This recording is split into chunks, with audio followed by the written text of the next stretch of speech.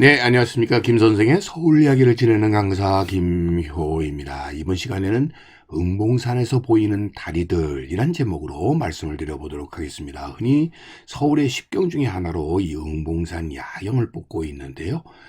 특별히 이 야경이 이렇게 아름다울 수 있는 이유는 중량천과 한강이 만나는 이곳에 많은 다리와 도로가 서로 엇갈리면서 한 이런 불빛들로 아름다운 야경을 조성하고 있기 때문이 아닌가 싶습니다. 일찍이 서울의 동쪽으로 나아가는 길목에 어떤 의미에서는 장애의 역할을 했었던 것이 바로 이 중량천이 되겠고요.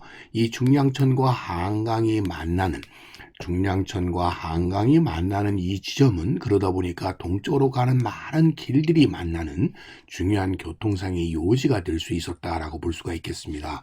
자, 그런 가운데 오늘날 우리가 드론에서 촬영한 이 모습을 통해서 보시는 것처럼 이 중량천과 더불어 이 청계천과 중량천이 만나서 한강으로 유입되는 이런 과정을 통해서 많은 다리들이 이렇게 놓여졌다는 것을 알 수가 있겠습니다. 시대를 달리하면서도 일찍이 조선 초의 살고지 다리로부터 시작을 해가지고 20세기에 수많은 다리들이 이렇게 연결이 되게 되면서 이 중량천이라고 하는 서울의 동쪽의 하천이 하나의 중요한 교통로의 역할을 하게 되는 계기가 되었고, 이것이 한강으로 유입이 되게 되면서 동호대교, 성수대교, 영동대교, 이 한남대교로 이어지는 많은 다리들과 이어지면서 서울의 중요한 간선도로의 역할을 하게 되는 공간이 바로 이 중량천변의 응봉산 일대를 중심으로 하는 많은 다리들이 아닌가 싶습니다.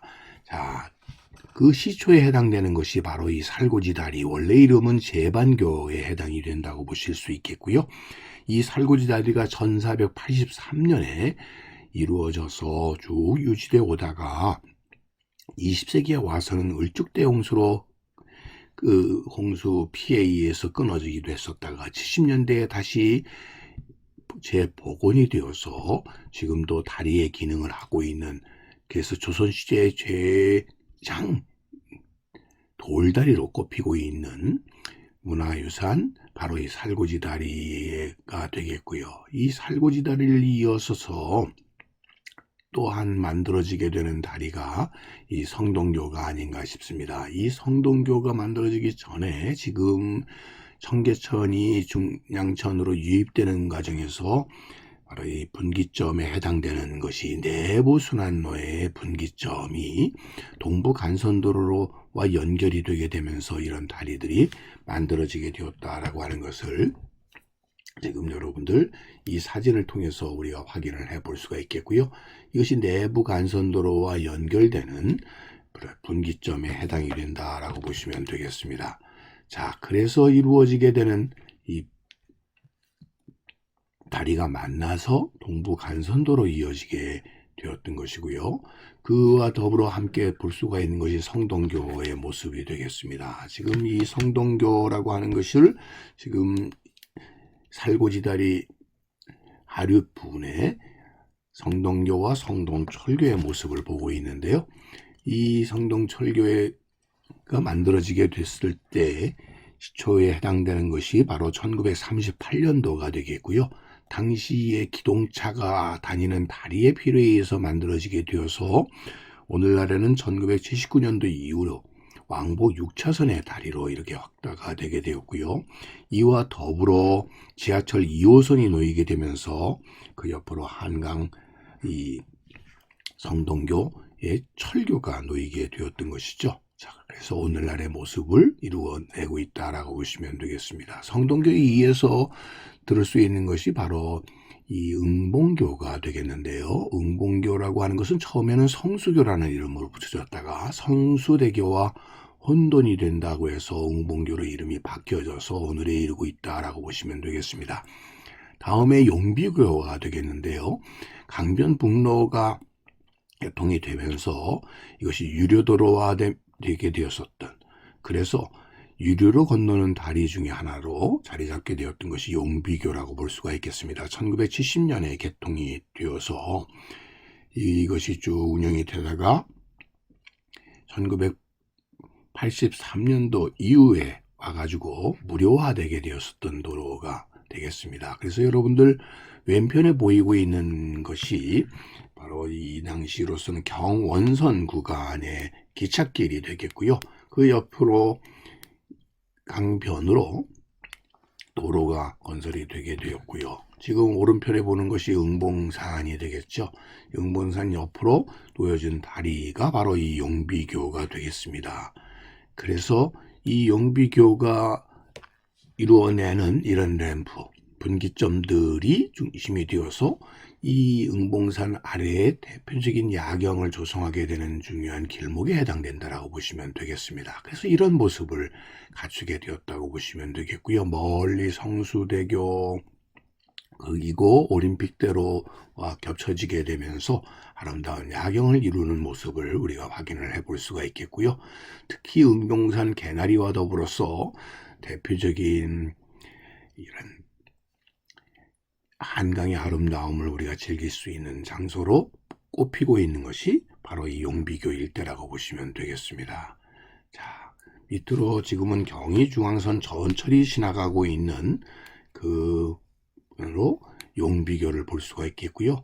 용비교 그 하류 쪽으로 놓여지게 된 다리가 바로 오늘 두모교에 해당이 되겠습니다. 그래서 반포대교 북단과 용비교 앞을 연결하는 강변북로에 있는 다리가 바로 이 두모교가 되겠는데요.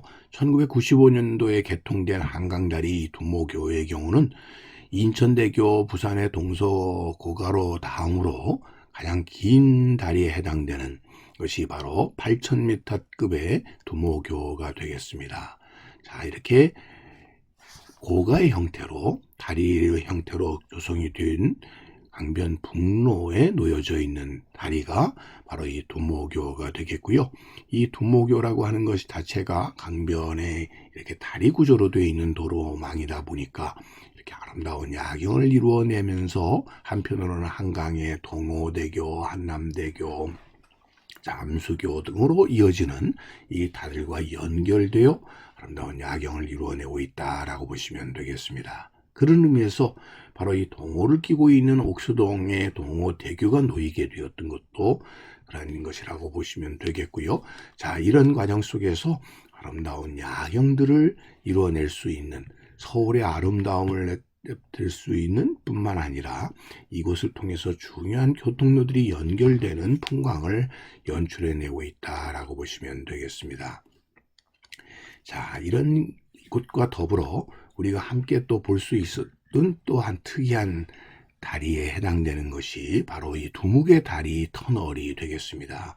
지금의 이 UN 빌리지라고 불리워지는 일찍이 한남동과 옥수동 사이를 넘나들던 이 화경대 고갯길, 이 고갯길 지역이 이렇게 UN 빌리지로 외인주택지로 변화되게 되면서 이곳을 연결했던 그 길을 대신해서 이곳에 놓인 두모교 다리와 더불어 새롭게 만들어지게 되는 하나의 터널식의 도로가 바로 이 두묵의 터널 다리에 해당이 된다라고 보시면 되겠습니다. 그래서 여러분들 이 야경에서도 비춰지고 있는 바로 이 부분이 바로 두묵의 터널 부분이 되겠는데요. 이것이 일찍이 이 지역이 두묵계였었고 지명으로는 두모리에 해당이 되다 보니까 그 지명을 따라서 두묵계 터널이 이렇게 이루어지게 되었다고 보시면 되겠고요.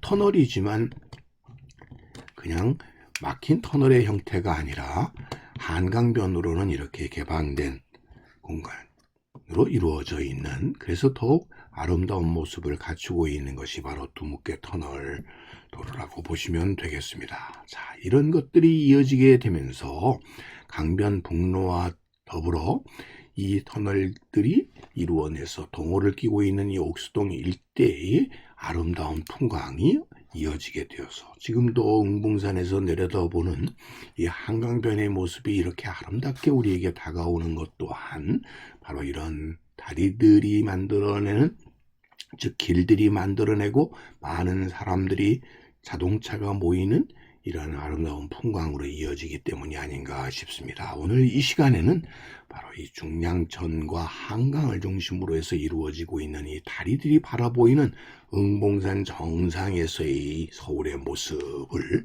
오늘도 꽃밭을 가꾸는 김 선생이 소개해 드렸습니다.